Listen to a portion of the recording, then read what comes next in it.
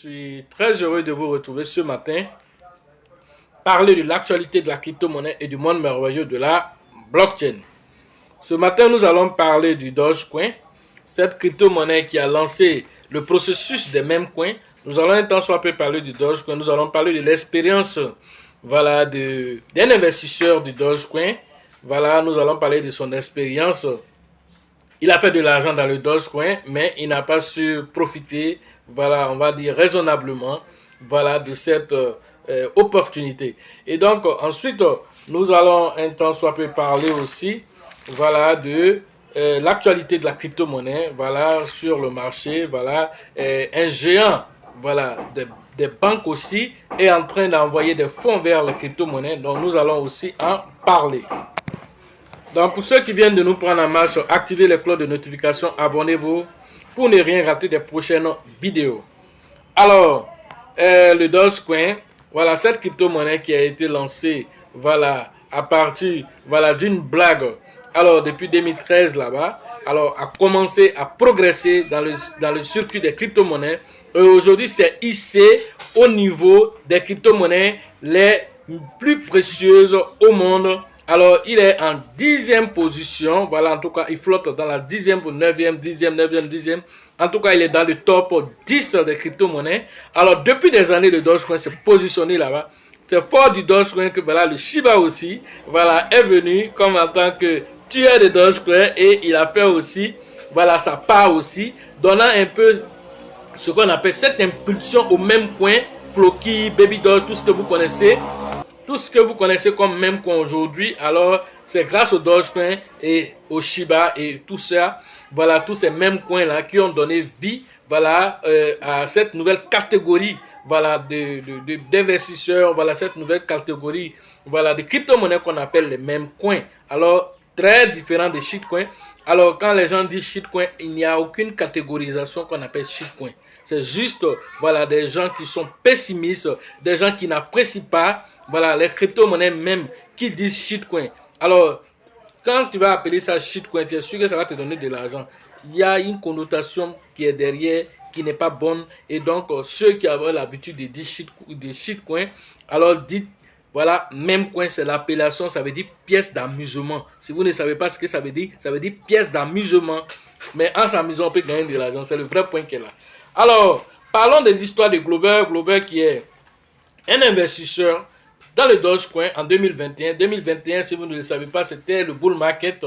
Alors lui, il prend toutes ses économies de 180 000 $ qu'il fout dans le Dogecoin. Est-ce que vous comprenez? Pendant que le marché est en train de chercher à monter, alors c'est en ce moment-là, lui, il a pris.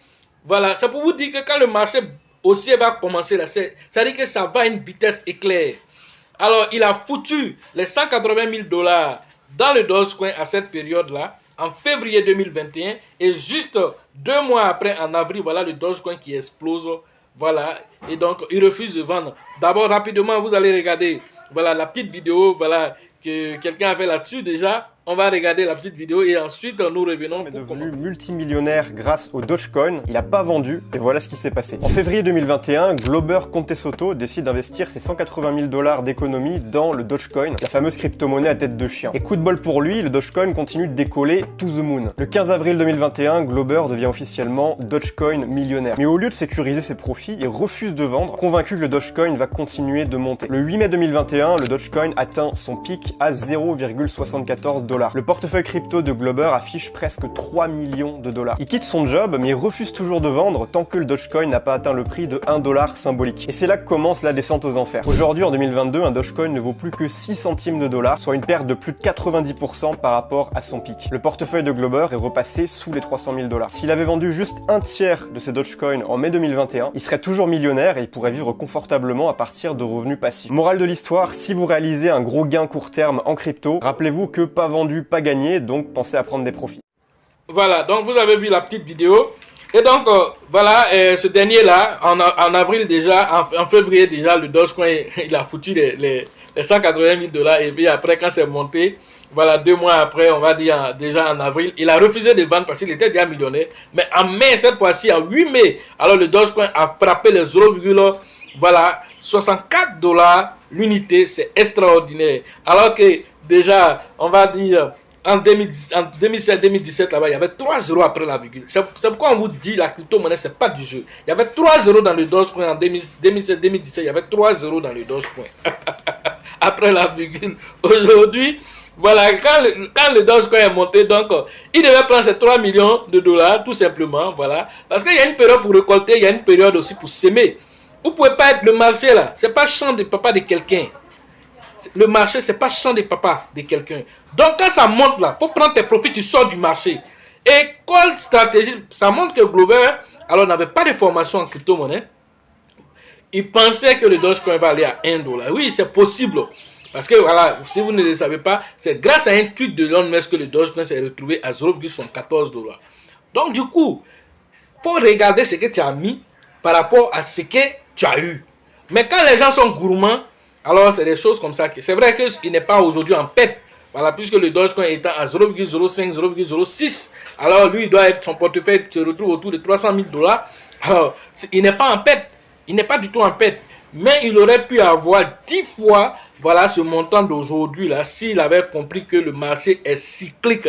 Il y a une période où le marché monte, il y a une période où ça descend. Quand on parle de halving, on parle de bull market là, c'est pas éternel. Voilà, c'est pas éternel.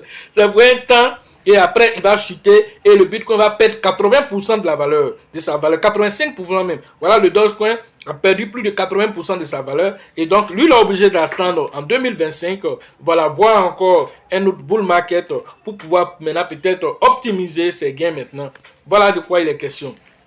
Et donc, nous rebondissons sur cette petite vidéo là. Pourquoi? Parce que, en fait, ce chemin là va arriver à beaucoup de personnes dans le bull market qui arrive. Ça va arriver à beaucoup de personnes parce que d'abord, ils n'ont aucune formation. Donc, ça veut dire qu'ils n'ont aucune stratégie d'entrée, aucune stratégie de sortie.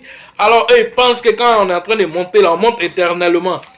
Tout ce qui monte là finit par descendre. C'est la loi universelle, voilà, de l'attraction terrestre. Et donc, du coup, quand ça monte, ça descend, on est dans la dualité ici. Et donc, du coup, il faut comprendre que ce que tu es en train de faire ici, là, alors rien n'est éternel.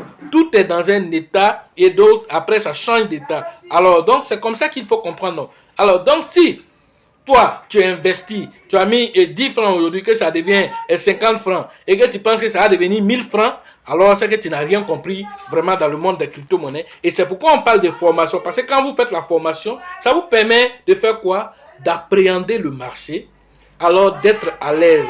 La période de ramasser, là, vous venez pas avec la petite cuillère, vous venez avec votre caterpillar pour ramasser, et la période de vente aussi, alors vous prenez votre benne, voilà, pour venir ramasser pour partir. C'est de ça qu'il s'agit.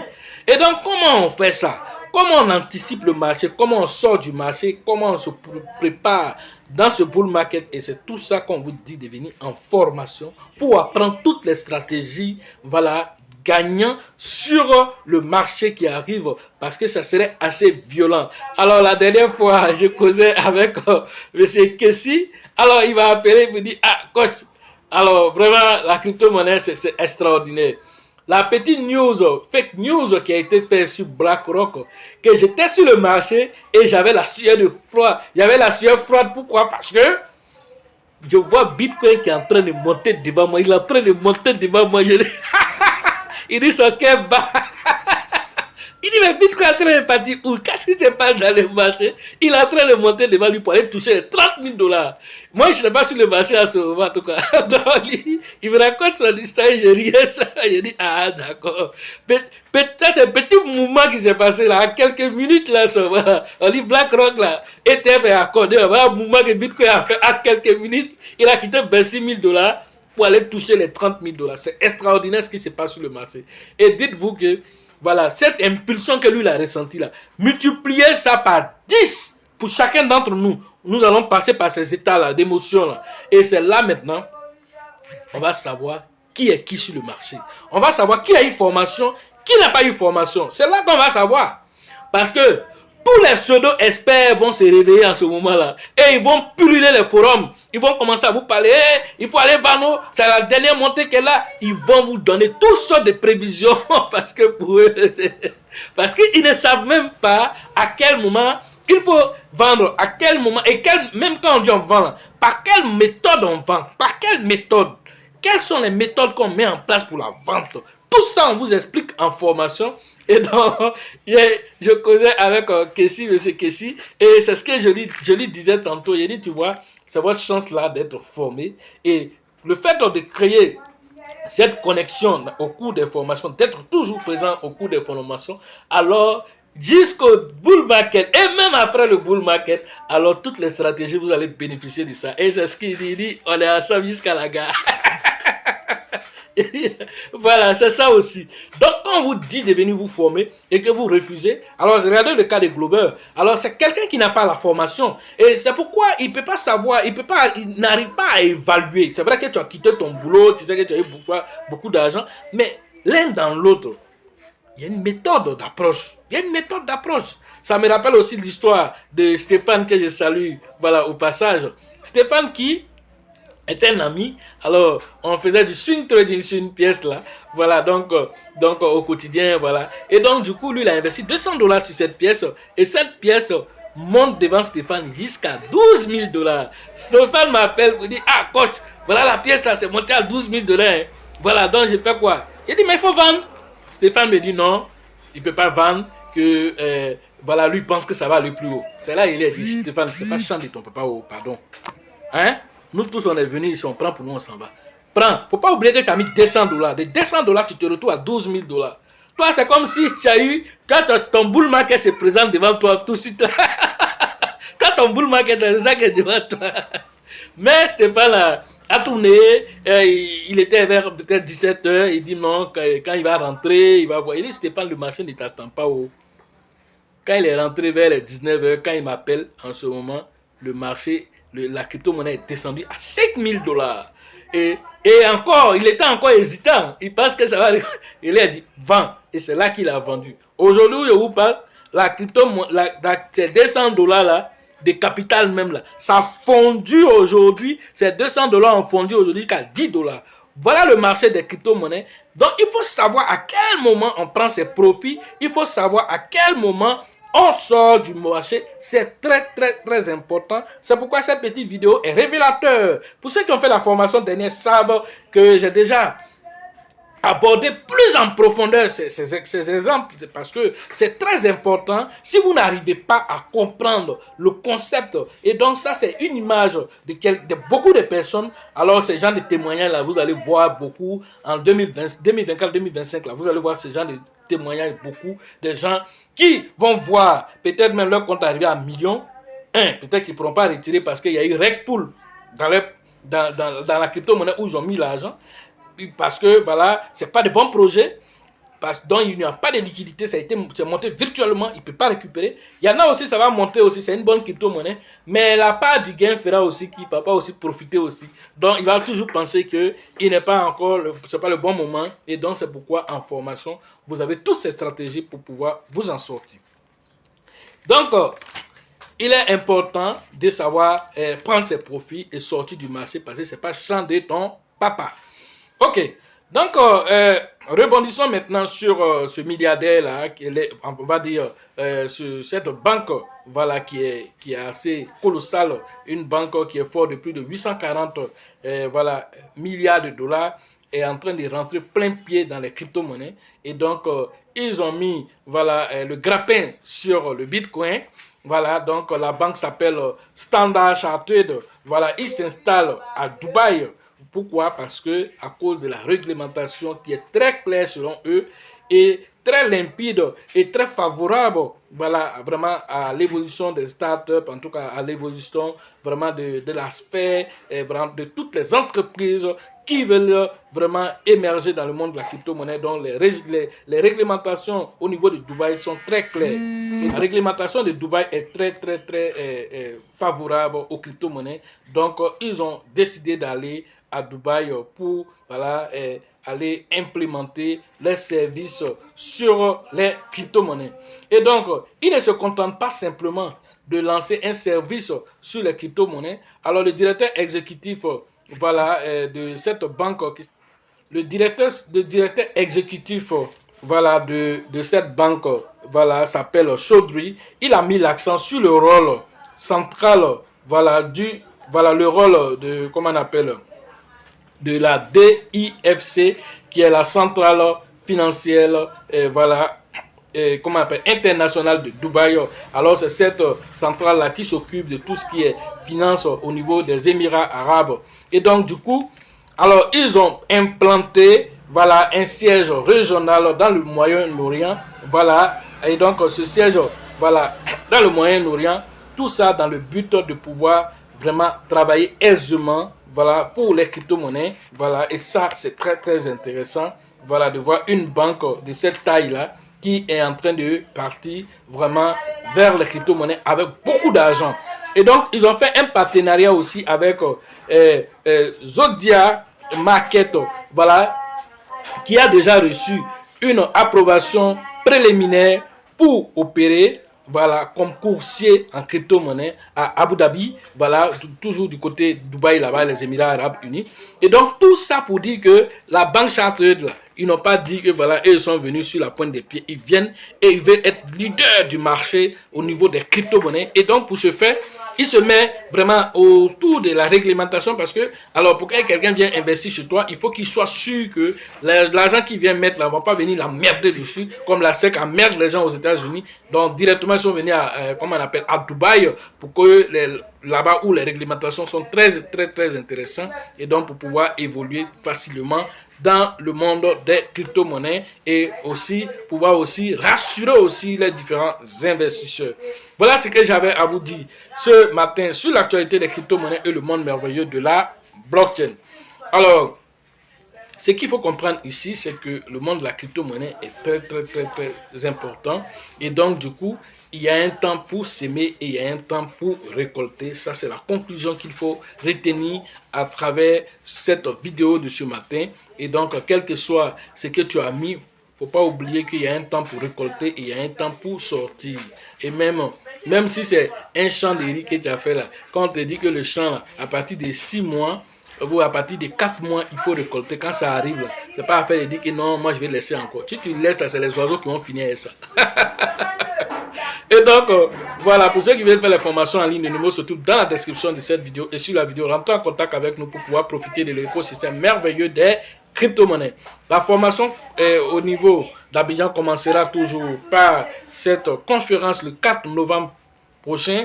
Voilà, à la bourse du travail de Treichville. Alors, allez interagir avec le leader Bill, le leader Georgette et le leader Elisabeth pour les différentes inscriptions au niveau d'Abidjan. Par la suite, maintenant, vous allez interagir toujours avec le leader Bill, le leader Georgette et le leader Elisabeth pour cette fois-ci la formation pratique technique au niveau d'Abidjan toujours. Ça, cette fois, c'est le 16 décembre prochain que vous allez... Le leader, voilà... voilà, Bill, le leader, Georges, le leader, Elisabeth, pour les différentes inscriptions, voilà, toujours à la bourse du travail de Treichville.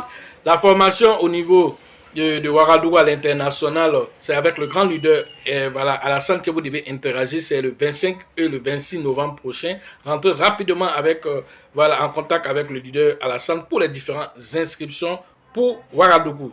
La formation au niveau de San Pedro se tiendra le 8 et le 9 voilà, décembre. Alors nous allons interagir avec la ville balnéaire de San Pedro par l'intermédiaire, voilà, du représentant qui est Tebi Joseph, que je salue au passage, et Sango aussi, que je salue. Voilà, donc à chacun maintenant de se positionner pour profiter afin que voilà les nouveaux millionnaires aussi de la Côte d'Ivoire aussi on puisse dire voilà il y a au moins 100 personnes à San Pedro, il y en a 1000 à Abidjan, il y en a 500 à Korogo, il y en a 200 à Gagnoa et donc à Boaké même là c'est gâté même là. Parce que là-bas là, c'est au moins 100 000 personnes. Et donc c'est ça. Il faut frapper fort quand il faut frapper. Et donc, du coup, en toute chose, c'est la formation d'abord. Et c'est cette formation-là qu'on on vous invite à vraiment posséder, à faire corps avec la formation, afin que tout ce qui est petit mouvement à prendre, là, qui prend pour toi, parce que c'est le moment de prendre. C'est de ça qu'il s'agit.